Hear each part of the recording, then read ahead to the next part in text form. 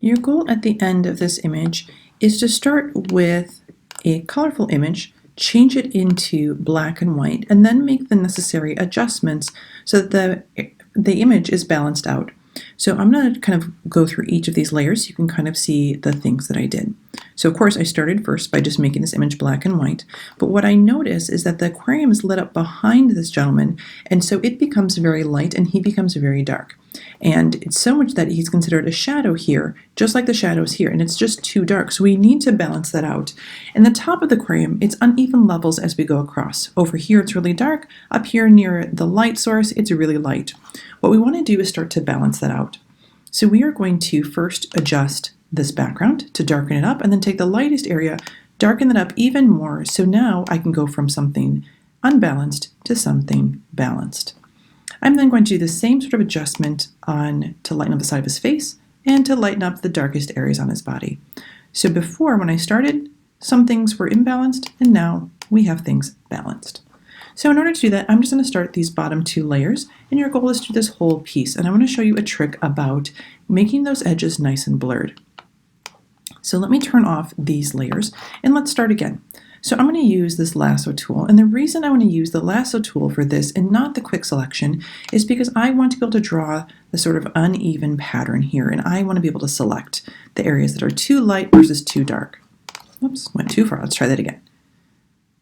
I'm going to go here. I can go around the outside edge if I need to and start outside and then draw my way inside. There we go. Now this is going to be a very sharp edge.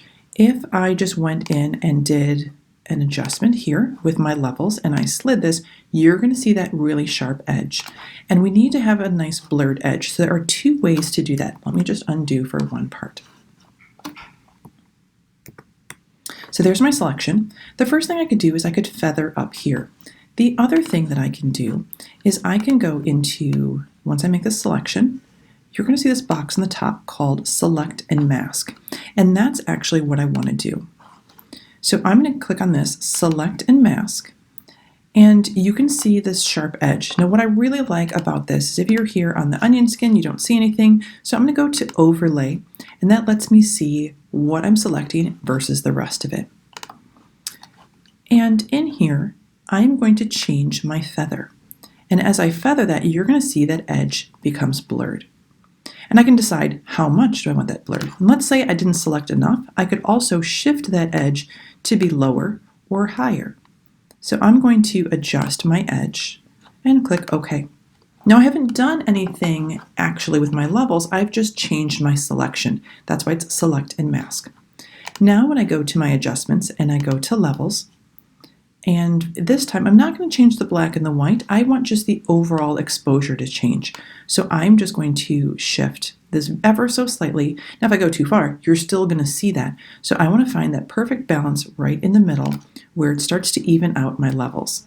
Now there might be an area that's still a little light. We're going to do that in another layer. So I like that. Let's go back to my lasso tool.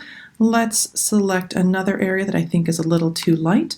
I'm going to go up here to my Select and Mask, and again I'm going to go into this feather and make that a feathered edge so it will blend in really nicely. I'm going to click OK. I've only changed my selection, so I still need to go to my adjustments, still need to go to my levels, and I'm just going to adjust that. And I don't want to go too dark, I just want to go just a little bit, and I can decide, if I need to adjust my highlights, my shadows, what do I need to do to balance that out.